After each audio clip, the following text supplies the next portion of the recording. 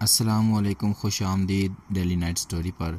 अगर आपको जिन्नात, रूहानियात और सच्चे पुरस्रार वाक़यात पसंद हैं तो फ़ौरन चैनल को सब्सक्राइब करें और बेल आइकन दबा दें ताकि आप कोई कहानी मिस ना करें। तो आइए सुनते हैं आज की सनसनीखेज़ कहानी, मंदिर के पीछे। राजस्थान के एक छोटे से गांव भोगाना में एक कदीम मंदिर वाक़या था। सूरज देवता का ये मंदिर 100 साल पुराना था, लेकिन लोग सिर्फ दिन के वक्त वहां पूजा करने जाते। सूरज ढलते ही मंदिर का माहौल बदल जाता, जैसे दीवारें सांस लेने लगती हों और हर तरफ एक अजीब सी खामोशी छा जाती। गांव वालों का कहना था कि मंदिर के पीछे एक छोटा सा कुआं है जो हमेशा ढका रहता है। कोई नहीं जानता कि इसके अंदर क्या है। रात के वक्त वहां जाने वाला कभी वापस नहीं आया। एक रात की बात है, रामू जो शहर से लौटा था इन बातों को महज देसी खराफात समझता था। उसने गांव के बच्चों को चैलेंज किया कि वो रात को मंदिर के पीछे जाकर कुएं के पास सोएगा। गांव वालों ने उसे बहुत समझाया, लेकिन वो ना माना। रात के 12 बजे रामू हाथ में लालटेन लिए मंदिर के पीछे पहुंचा। कुएं के पास घास उगी हुई थी और अजीब सी ठंडी हवा चल रही थी। जैसे ही वो कुएं के करीब बैठा, लालटेन बुझ गई, अंधेरा छा गया। फिर वो आवाज़ आई, कौन है जो मेरे आराम को तंग कर रहा है? रामू ने पीछे मुड़कर देखा, लेकिन वहां कोई न था। अचानक ज़मीन लर्जने लगी, कुआं हिलने लगा और एक स्याह धुआं कुएं से ऊपर आया। उस धुएं से एक औरत निकली, सुर्ख आंखें, बिखरे बाल और चेहरा आधा जला हुआ। तुमने मेरी नींद तोड़ी, अब तुम हमेशा मेरे साथ रहोगे। रामू की चीखें सारी रात गूंजती रहीं, लेकिन कोई उसे बचाने ना आया। सुबह मंदिर के पुजारी ने सिर्फ लालटेन और रामू का जला हुआ चप्पल कुएं के पास पाया। उसके बाद किसी ने मंदिर के पीछे जाने की हिम्मत न की। कहते हैं हर पूर्णिमा की रात रामू की आवाज़ कुएं के अंदर से आती है, मुझे बचाओ, मुझे बचाओ। इस कहानी में एक नौजवान रामू की हमायत ने उसे ऐसे अंजाम तक पहुंचाया जहां से वापसी मुमकिन ना थी।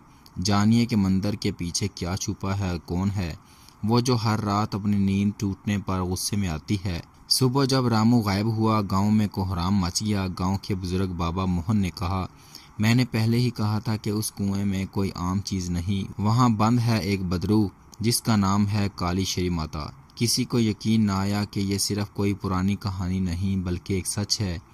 बाबा की जुबान से सुनाई गई हकीकत। बरसों पहले उस जगह पर सिर्फ जंगल हुआ करता था। इस मंदिर की तामीर से पहले वहां एक साध्वी रहती थी। उसका नाम काली श्री माता था। कहते हैं वो तपस्या करती थी, मगर बाद में उसे काला जादू अपनी लपेट में ले गया। लोग उसे चुड़ैल कहने लगे। गांव वालों ने उसे जलाकर मार डाला और उसी कुएं में दफन कर दिया। उसकी आखिरी बद्दुआ यही थी, जब तक मेरे कातलों की नस्ल बाकी है मैं इस ज़मीन पर वापस आती रहूंगी, और जो मेरी नींद को तंग करेगा वो कभी रोशनी न देखेगा। रामू का एक दोस्त केशु मोबाइल पर वीडियो बनाता था। उसे शक हुआ कि रामू मजाक कर रहा होगा, इसलिए वो मंदिर के पास गया ताकि सब कुछ रिकॉर्ड करे। वो रात उसने वीडियो में कुछ ऐसा देखा कि दिमाग सुन्न हो गया।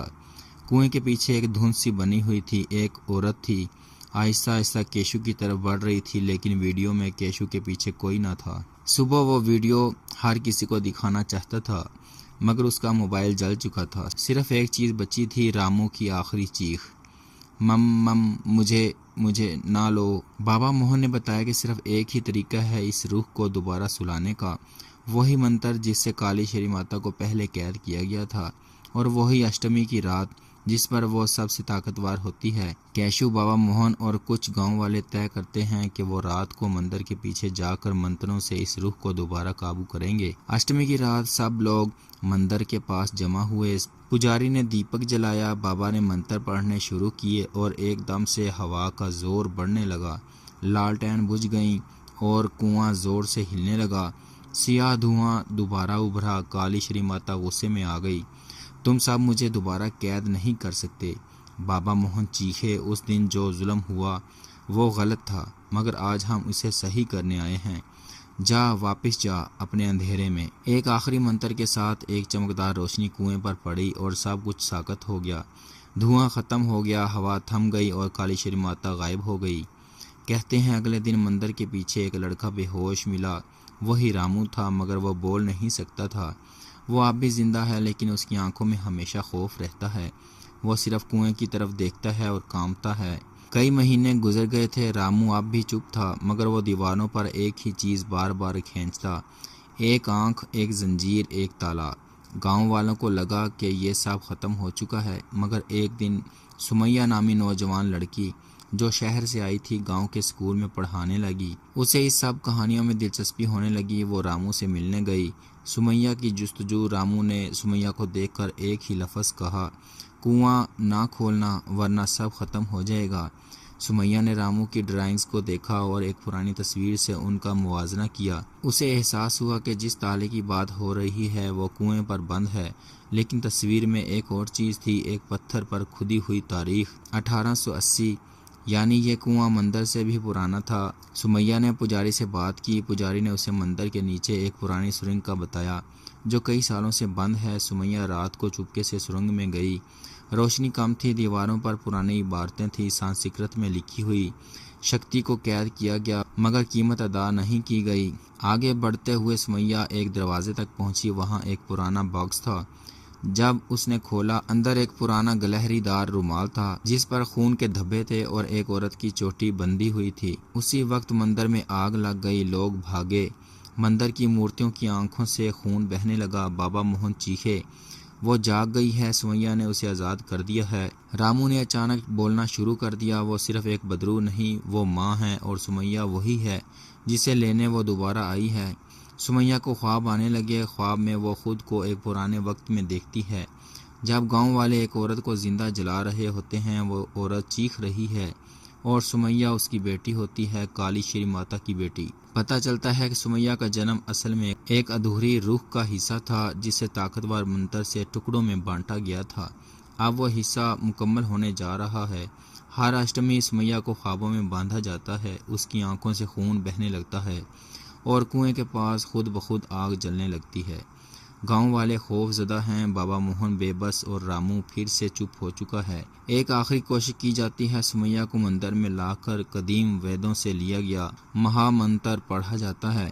काली श्री माता की रूह नमूदार होती है। वो सुमैया की तरफ हाथ बढ़ाती है, मेरी बेटी चलो मेरे साथ, हम इस दुनिया को पाक करेंगे। लेकिन सुमैया मंत्र दोहराती है और रूह की आंखों में आंसू आ जाते हैं। माँ मुझे जाने दो, मुझे जाने दो। एक ज़ोरदार रोशनी फैलती है। काली श्री माता चीखती है और कुआं धमाके से बंद हो जाता है। मंदिर की घंटियां दोबारा बजने लगी। रामू बोलने लगता है। सुमैया वापस शहर चली जाती है, मगर हर साल अष्टमी के दिन उसे एक छोटा सा सुर्ख फूल दरवाजे पर मिलता है। शायद कोई है जो अब भी उसे अपनी बेटी मानता है। दोस्तों, अगर आपको हमारी ये कहानी पसंद आई हो तो प्लीज़ कमेंट करके अपनी कीमती राय का इजहार ज़रूर करें और अपने दोस्तों के साथ भी शेयर करें।